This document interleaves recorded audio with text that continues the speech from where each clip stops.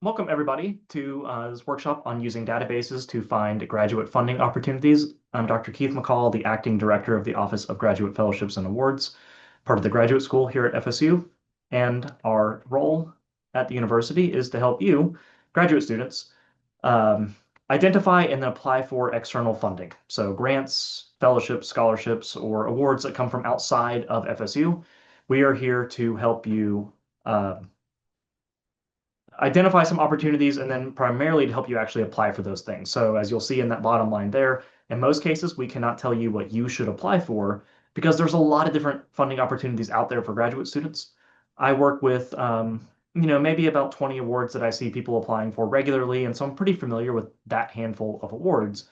And if I meet with you, I might be able to tell you, you're in education, you should consider the NAED Spencer.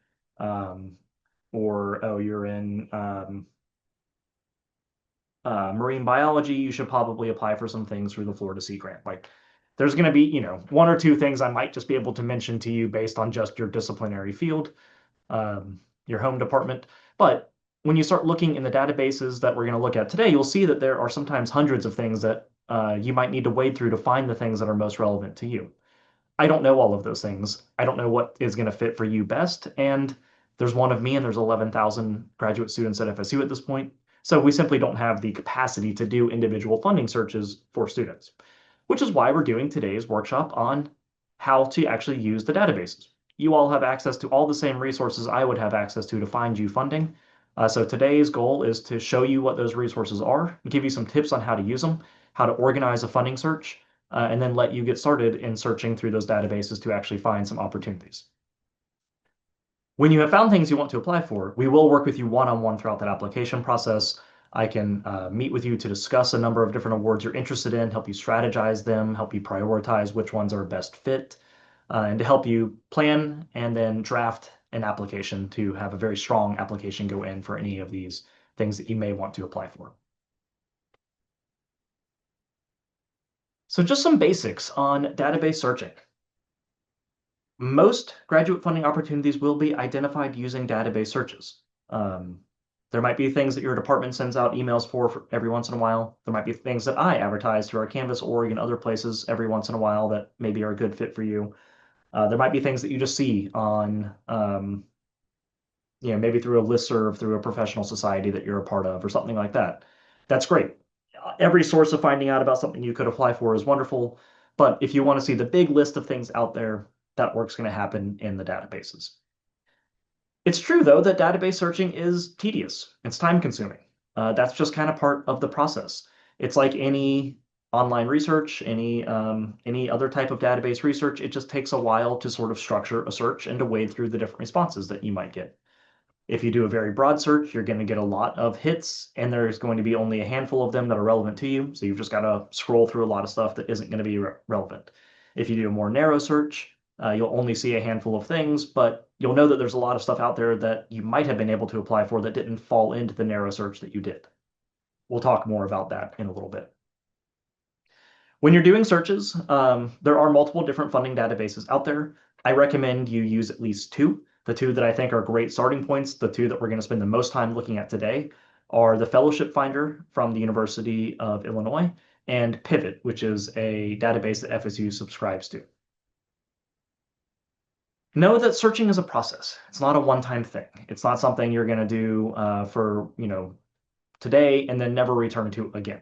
If you're in a doctoral program, you should be searching databases, a couple times a year because there's always going to be funding you need for years down the line. One of the great things that Pivot does that we'll look at today is allow you to save searches. So Pivot will allow you to set up and then save a series of searches where basically searching becomes an automated process through Pivot after that. Successful searches require intentionality and organization, just like most things if you want to be successful with them. Going in with a clear idea of what you're searching for, knowing how to use these resources, and being organized in your approach to using the databases and pulling out of it some things you want to apply for is going to set you up for success when you're doing this. Before you even get into the databases, though, I do want to note that a really great place to start, and we'll look at this on the website in just a second, an easy place to start is with the funding booklets that my office has put together. These booklets are not at all exhaustive. So like the dissertation fellowships booklet that you see there in the middle does not necessarily include every dissertation fellowship ever. It's just a subset of ones that we have found we've put in a booklet. So, and just like the education one is not going to be exhaustive of all education related awards, the social sciences one is not going to be exhaustive of all social science awards. But these are a good place to start. They're an easy place just to get a sense of what's out there and to start scrolling through and looking at some available funding opportunities.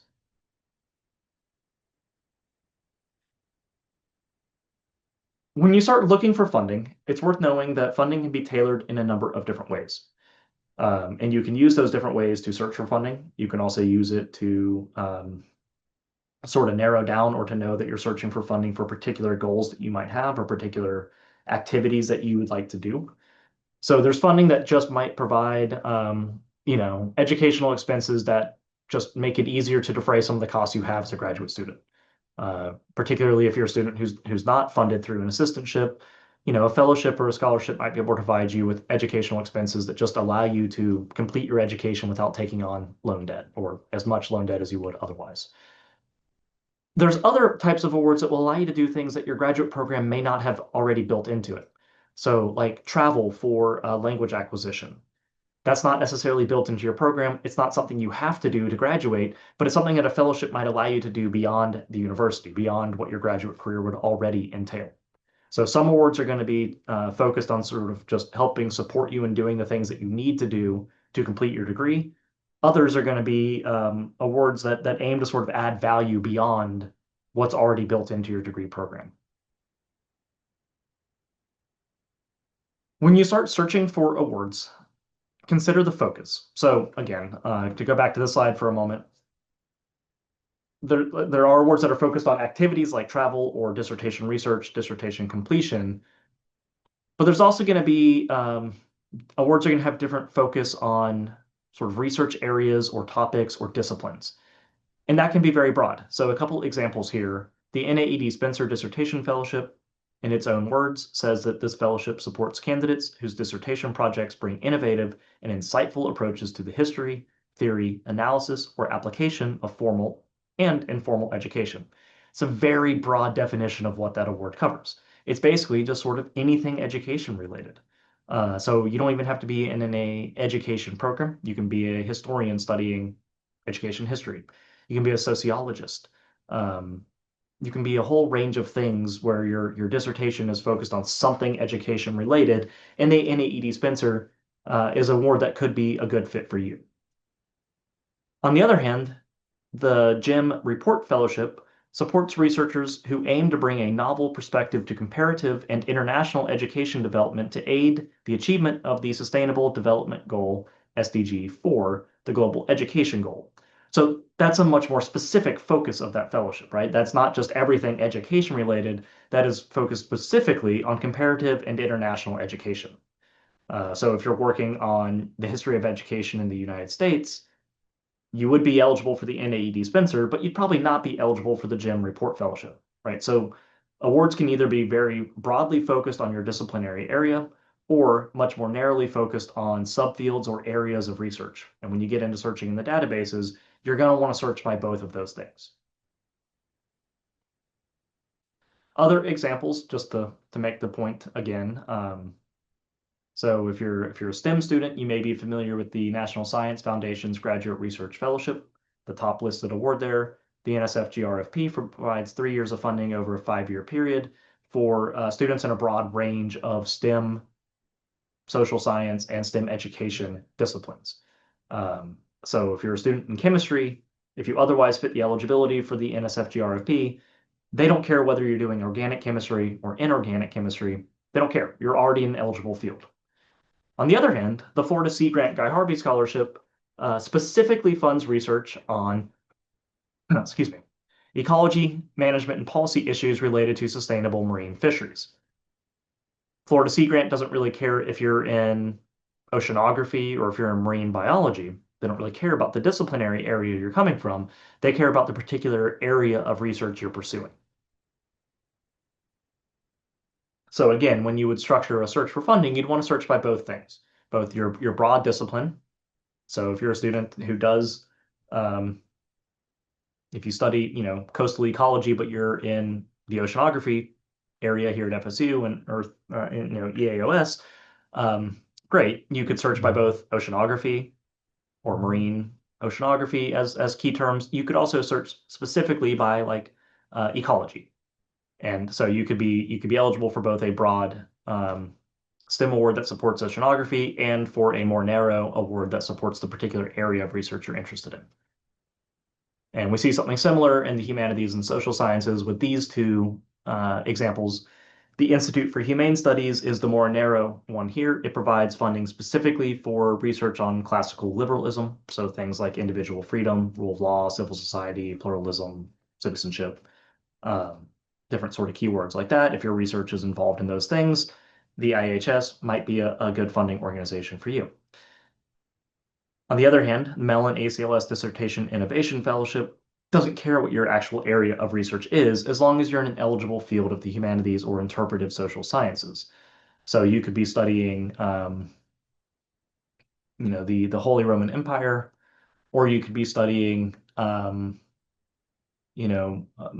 day Indian literature. Either one would be a perfectly suitable topic for the Mellon ACLS. They don't really care. You just need to be in an eligible field. So again, when you structure a funding search, you want to make sure that you're searching both by your broad disciplinary area and by your subfield and areas of research. So we're going to switch over to looking at the databases now, but just take a few minutes as we transition and think about what type of funding you're seeking. Are you looking for just sort of general educational expenses? Are you looking for funding that supports research specifically, or do you need to travel? Do you need to travel to do like field work or archival work or um, research abroad? Think about what your actual funding needs are. Again, this sort of idea of being intentional. Think about your timeline to graduation. A lot of fellowships have one deadline a year. The high point of deadlines tends to be in the fall. So right now, the spring and summer are a really good time to be looking for things to apply for. But if you're applying for something this fall, it's probably to fund you during fall 20, no, you would apply in fall 26. It's very likely for an award that would be active during academic year 27 to 28. Think about some keywords related to both your discipline, your area of focus, your subfield, your area of research, however you want to think about it. But think about what both those broad terms and those more narrow terms might be for you. And then we won't use this right now, but just know when I send you this slide deck later, you'll be able to click directly on these. These are all hyperlinked to go straight to these different databases. Okay, so I'm going to transition now, but also take a moment and see if anybody has any questions so far.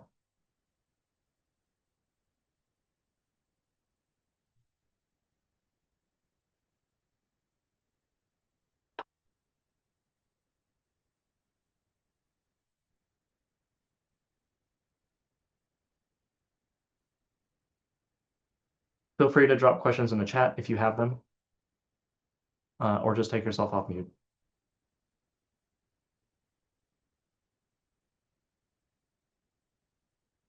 I'm putting the link to the OGFA website in the chat right now. It's ogfa.fsu.edu. And everything we're going to look at now is available through the OGFA website. So this is the easy way to come and find the things you might want to look at this point. Okay. So first and foremost, under this external funding resources tab, I mentioned those funding booklets as being a really great place to start. If you come to this tab that says funding alerts and click on it, you'll scroll past the funding alerts at the top of the page, and you keep going down, you'll get to the set of funding booklets. And as you can see, we have various funding booklets for disciplinary areas, but also some that are a little bit more topical, like fellowships and awards for international students, dissertation-related fellowships, and then the others are broken up into sort of broad disciplinary areas: STEM, social sciences, humanities, fine arts, health, education, and sort of catch-all for like counseling-related type awards.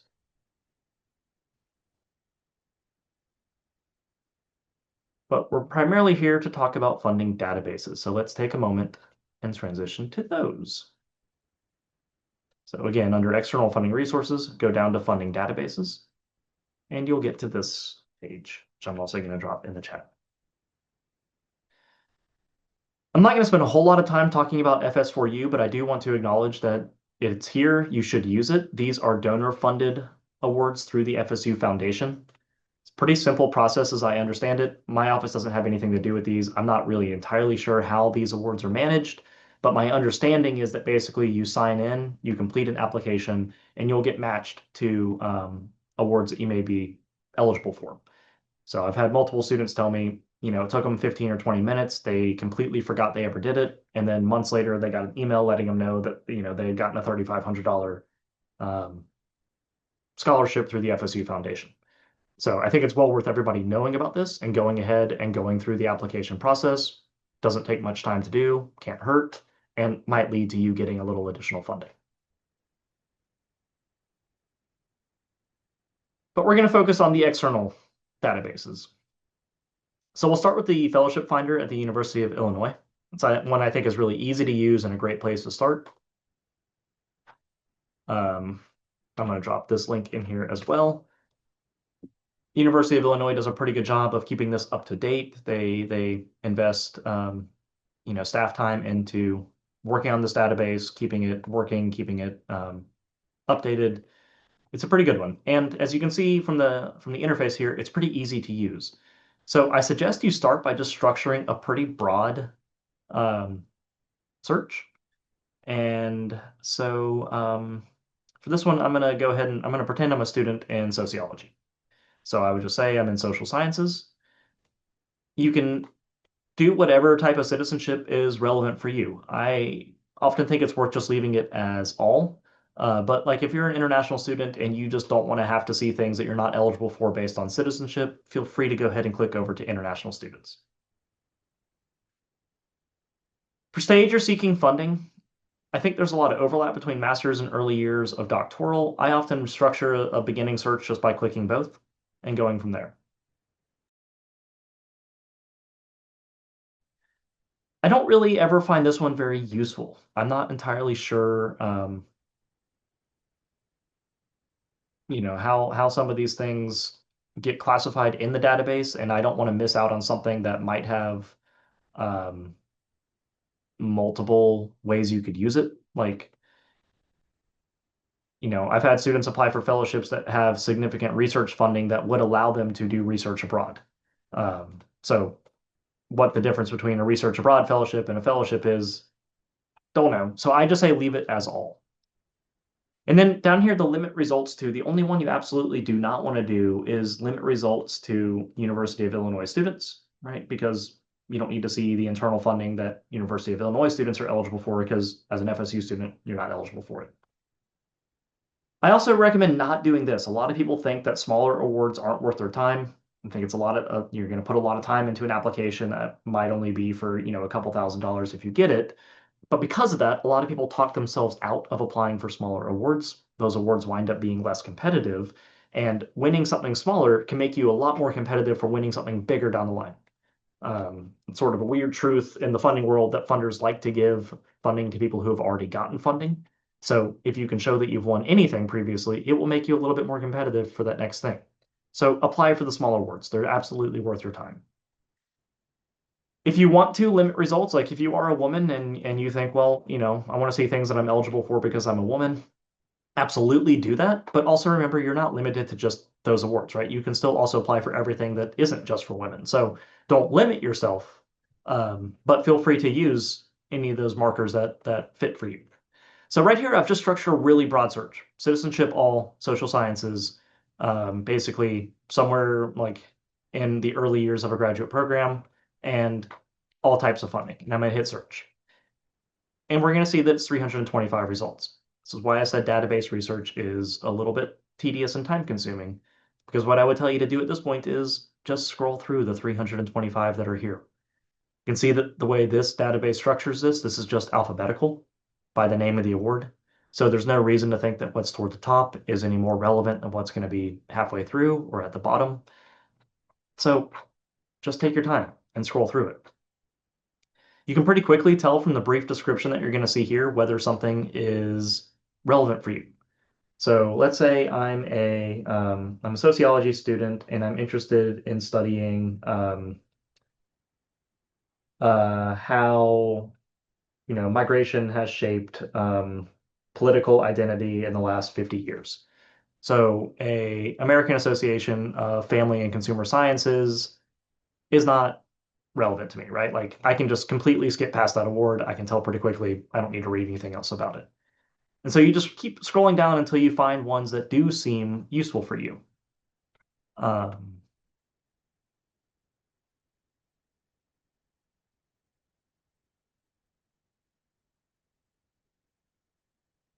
all right, I'm gonna see if I can find one quickly that seems like it would be a good fit. If not, I'll just continue on and I'll demo something as though it is one that would be a good fit for this fake student I'm pretending to be. Um,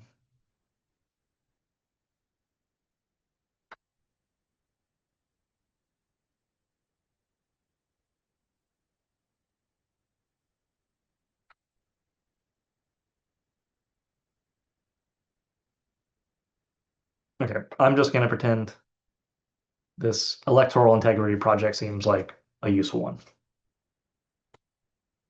So if I were to look at this, let's say like when you're scrolling through the database, you come across something that seems like a good fit. Yes, now you do want to go and read a little bit more about that one. So when you click on it in the database, you'll get enough additional information to let you know whether you're eligible and a little bit more information about it to let you know whether it seems like something that's a good fit for you. If it is, to make database research a little bit more manageable, recommend you split it into a two-step process. In step one, you stay within the database. So if this one seemed like a good fit for me, I would take this information, I would transfer it over to a spreadsheet or a Google Doc or a Word document where I'm going to start to create a little subset to myself of ones I want to come back and look at later. And so that's stage one. You just transfer stuff to your document to follow up on later.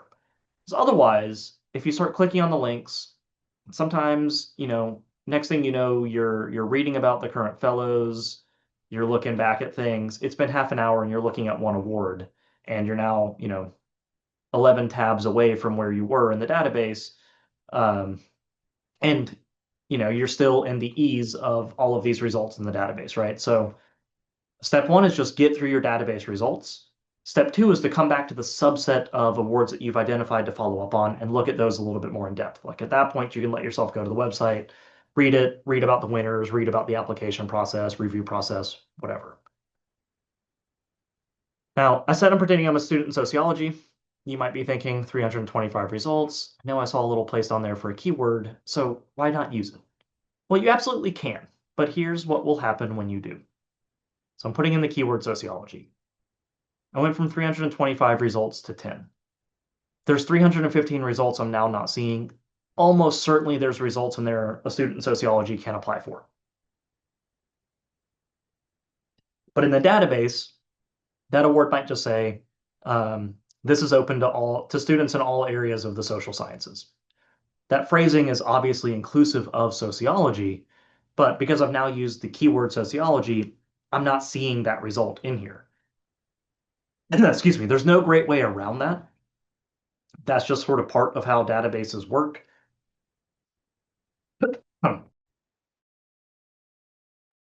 You're either going to wind up structuring a search that's fairly broad and requires you just to scroll through some stuff that isn't necessarily relevant to you, or you're going to structure something that's pretty narrow, and in the process, you're going to lose sight of things that you probably are eligible for, but don't fit the more restrictive way you've structured that search.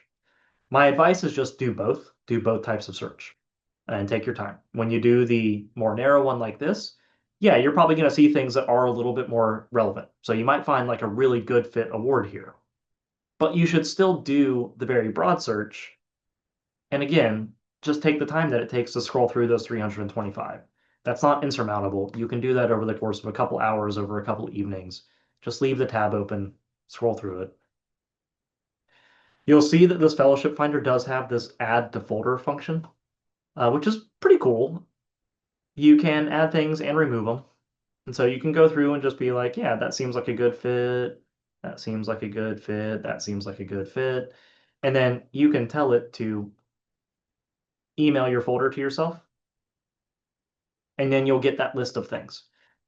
Now, you don't sign into this one. Like there's no login for Fellowship Finder. So this is just based on the fact that like this same browser I'm on has been here before.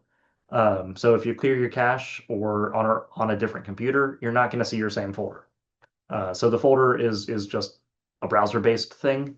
Um, so I would say don't put all of your eggs in one basket. Like if you're going through these 325 results over a couple days, to be creating your own list and don't rely on its internal folder function.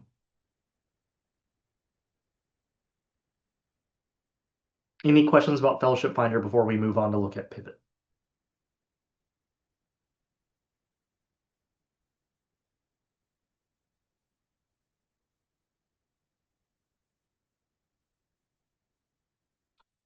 Okay, so let's take a look at Pivot.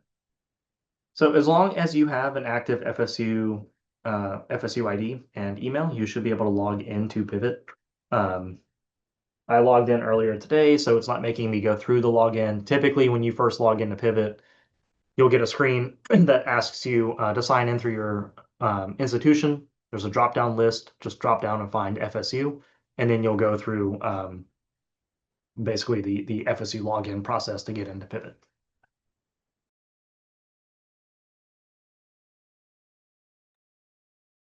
Because you log in, when you do log into Pivot, you'll be in your own Pivot profile. And so you can do a couple things with that. You can edit your profile, and I think this is worth doing. You can come in and how do you do this again? You edit profile, and then the thing that I think is potentially most worth doing is that you can fill in some keywords. You can fill in your affiliations. Basically, you can fill in a little information about like the areas that you research. If you have an ORCID, you can put it in. If you have publications, you can put them in. And the reason that that can be worthwhile is that once Pivot has this stuff, it will feed you some funding matches based on your profile. So not all of these are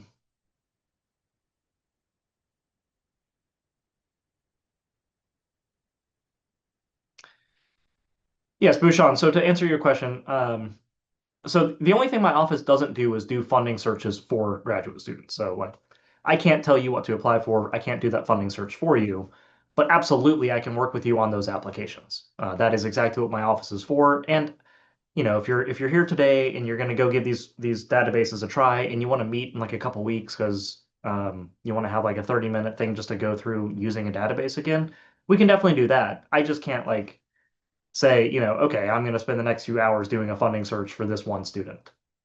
We just don't have capacity for that. But absolutely, we are the place to come if you want to have help with an application for a grant or fellowship you're applying for.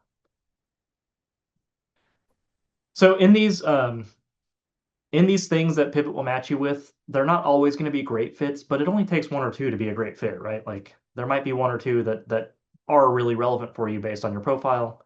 It doesn't take that long to set up the profile. I think it's just a little simple thing worth doing. Most of your time in Pivot, though, should be spent using the advanced search function. So you see under the search bar, this advanced search. You want to go to that. And that's because there's a lot of funding in Pivot that is not for grad students. Pivot has funding that is for faculty, funding for nonprofits, funding for government researchers. There's a lot of different funding in Pivot, and only a slice of it is for grad students. So if you just do a basic search, you're going to get a lot of stuff fed to you that you're not eligible for because it's not going to be for graduate students. So if you come in here to the advanced search, you can set up a search pretty well. So for this one, I'm going to go ahead and pretend not that I'm a sociologist anymore, but I'm going to pretend I'm a chemistry student. And so my broad search might just be something like chemistry. Um, and then you could also try like, what I don't know, like an analog for um, chemistry, like chemical science or something. I'm not actually a chemist, so I don't know what a analog, like what a analogous term might be, but we're gonna try that. Of all these drop downs, you can play around with them a little bit. The ones you absolutely do want to use is applicant and institution location and just limit to United States because you want to make sure that their funds can be used in the United States. Citizenship in Pivot works a little differently than it does in the other databases, mostly because you don't just tell Pivot whether you're a US citizen or international student. You can actually select your country of citizenship, um, but you also still don't have to. Unrestricted will mean that in the database entry, there is no restrictions on citizenship. Unspecified will just mean that in the entry, nothing was said about citizenship. So it didn't specify that it doesn't have restrictions. It just is missing information, basically. And with one where it's unspecified, you may find out later as you look more into that fellowship that yes, it is limited to, certain types of citizenship. The one you definitely want to click because of there not being funding for just grad students here is to come down to career stage and to tell Pivot that you are a grad student or pre-doc. So you definitely want to click that one. Okay, so again, I've structured a pretty broad search here, chemistry or chemical sciences. I'm a grad student, I'm in the US, and that's it. And I'm going to hit search. And I get 117 results. That's a pretty reasonable list. This, if I'm a chemistry grad student, this would just be my basic search. And you know what I'm going to do? Because I can in Pivot, I can save the search. So let's just call it, well, I've already done this before, so I already have one named Chemistry Broad. I can't use that again, but we'll just call it Chemistry 2026. This little checkbox here, would you like to receive a weekly email containing new or updated opportunities from this query? Yes. Save. Okay.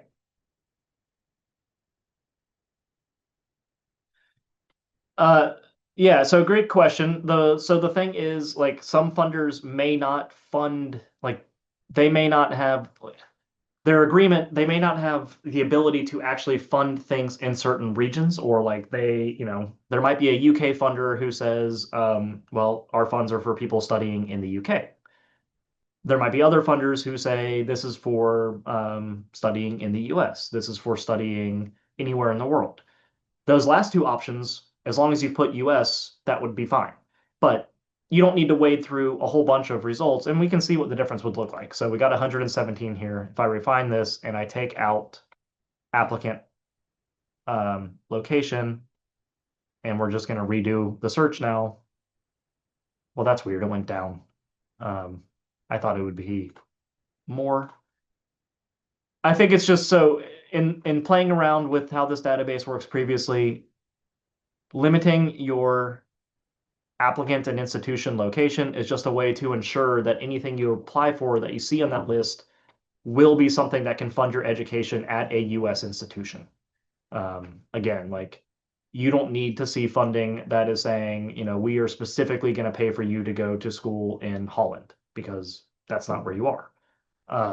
So you don't need to tell it specifically where in the US you are, just that you are doing your education in the US.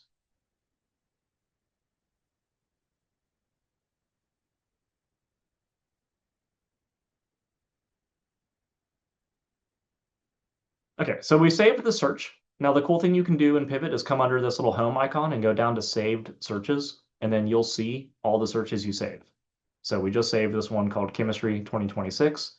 Over here under this column that says email alerts, we can see that we have email alerts turned on for this one, which means Pivot will send you a sort of an overview every week if there are new things added to your saved search. So for this one, it's 117 results. Once you've gone through those 117, you don't have to go through them again. If there are new things added that fit the query you've set up for this search, Pivot will email you and let you know that. Also, you can see over here to this side that of the 117 here, 38 of them have confirmed deadlines, 79 have anticipated deadlines. When those deadlines change from anticipated to confirmed, you will also get that included in that update email from Pivot. So like this American Chemical Society, Anticipated means that this award deadline is based on what it has historically been, but it has not yet been announced and updated officially for this year. So when this changes to confirmed, it means that the funder of that award has said, yes, we are offering this award again, and it will be on this deadline. So that's a nice thing to get emailed to you to let you know, because suddenly you'll find out in like maybe July that the American Chemical Society has now a deadline for 2026 for their national awards, which lets you know that award competition is happening. It is something I can apply for this year. Here's what the deadline will actually be. So that's the power of Pivot, that you can save those searches. So here, right for this one, I set up my very broad search for chemistry. But let's say I actually study nuclear chemistry. So in the search terms here, the way that this works, going across is going to be or. So it's going to, where I set up that first search, it was going to search for things that either said chemistry or chemical science. Now it's going to search for chemistry or chemical science plus the word nuclear in somewhere in the database description. And all I did for this one, this was already set up to be the broad search that I had just set up. So I've just added an additional word to it. I'm going to run the search again. There's only 4. Right, so we went from 117 to 4 that include that keyword. Those 4 might be really perfectly good fits for me. Those might all be ones that I want to apply for. And now I can also save this search. So that was chemistry 2026. And I'm going to say that I added the keyword nuclear here. And I'm going to save it as a new search. So now in 5 minutes, I've set up a broad search for my disciplinary area in chemistry and one additional search for my more narrow subfield of nuclear chemistry. You can set up however many searches you want and save them all inside a pivot. There's no limit, or at least I haven't found it yet. You can see that I have 48 saved searches. Pivot's never told me, like, you're running out of slots for saved searches. I don't think anybody else really needs 48, but obviously you can have a bunch of saved searches in Pivot. It's pretty cool. I highly recommend taking the time to get to learn Pivot and to just go ahead and set up 2 or 3 different saved searches that fit with both your broad areas and your subfields or areas of research in Pivot, and then let Pivot update you when new things are added to those. You can do some other kind of cool things in Pivot.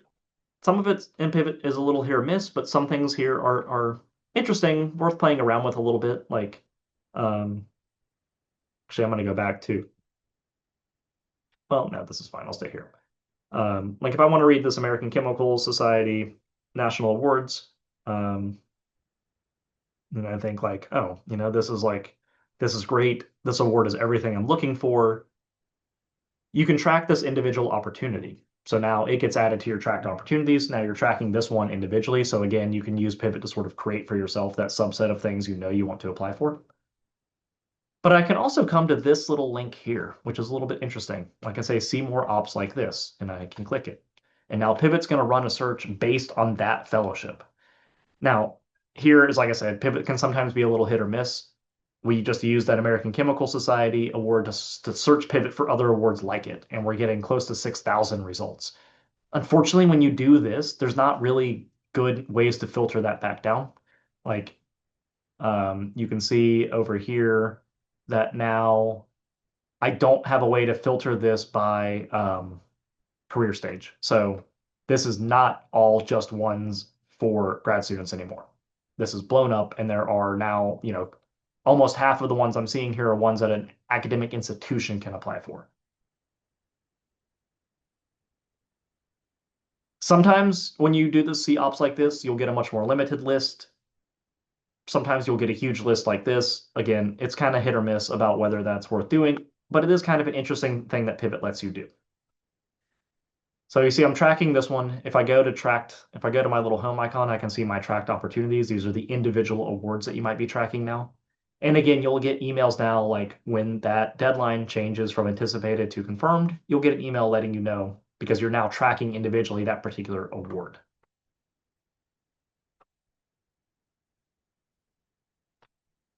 Questions about Pivot?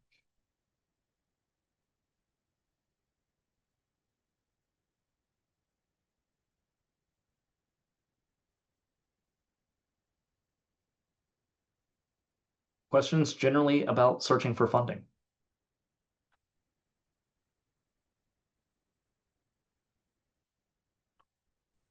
I think you made points very clear, so I don't have question at this point. Okay, great. Thank you, Sure. Susie. As I said, I'm recording this workshop, so we'll make it available. But as I also record previous ones, if you come under this workshops tab and go down to video resources, right here, you can find a previous pivot tutorial video. So if you're, in a couple days, if you're sitting there thinking, oh, I want to go ahead and set up my pivot searches, you can watch this video while you're also having pivot open in another tab. So you can come back to this video right here, which will provide even a little bit more in-depth exploration of pivot than I covered today. It's about a 35, 40-minute tutorial video. Obviously, you can pause it, rewatch parts. I highly recommend everybody make use of pivot. FSU pays for it. The more people who use it, the more FSU will continue to pay for it. They want to see that, students are actually using Pivot.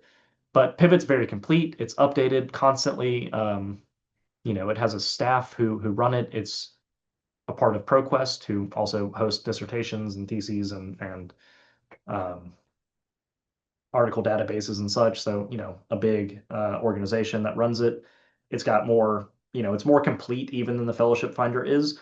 But you'll find that, you might see something in Fellowship Finder you don't see in Pivot. You might see something in Pivot you don't see in Fellowship Finder. So again, I highly recommend you use at least two databases and structure your searches in different ways on those databases. So try two or three different searches on two or three different databases.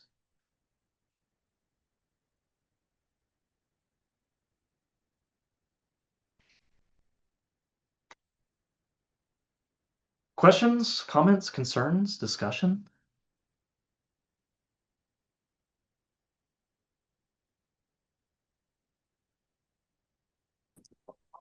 Thank you. Everything is clear to me. Okay.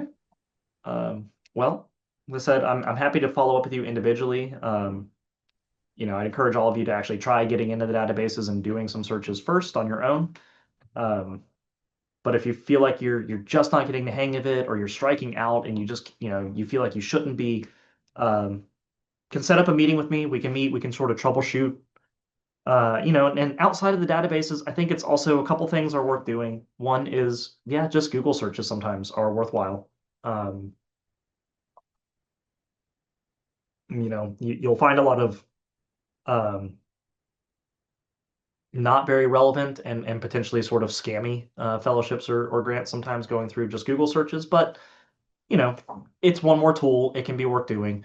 Another that I have found some success with is asking like Copilot to help me find fellowships related to, this topic or this area. Again, it's a little hit or miss because it will also come back with results that I know are no longer active. Like every time I ask Copilot to give me a list of fellowships for, that humanities students could apply for instance, every single time it comes back and suggests the Ford Foundation Predoctoral Fellowship, which was discontinued 3 or 4 years ago at this point. So it's no longer a relevant award. Absolutely would not be one worth your time at all. But Copilot will not stop giving it to me as a result. So again, not necessarily as good of a tool as using the databases, but one more thing worth considering as you're trying to find different funding opportunities.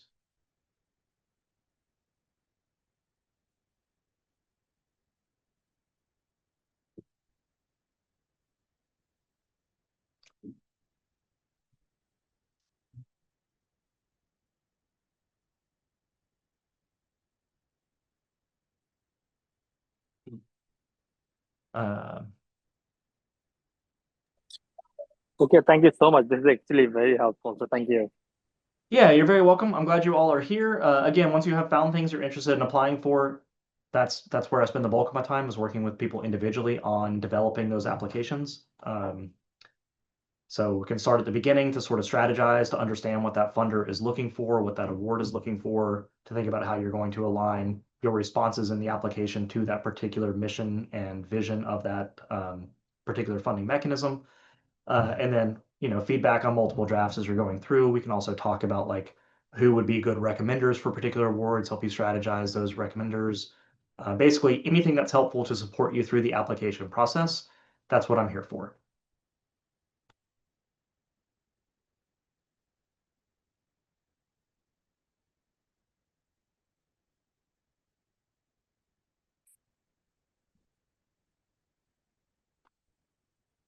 You can reach us by so on our on the website ogfa.fsu.edu. There is a Let's Meet tab. If you go under that, you can submit a meeting request where you tell me about a little bit about your availability, but also what it is you want to meet about, and then I'll follow up with you from there. You can also reach out at ogfainfo@fsu.edu. That's just our sort of general inquiry email address, and you can follow up with me specifically at paymacall2@fsu.edu, which all of which I just dropped in the chat.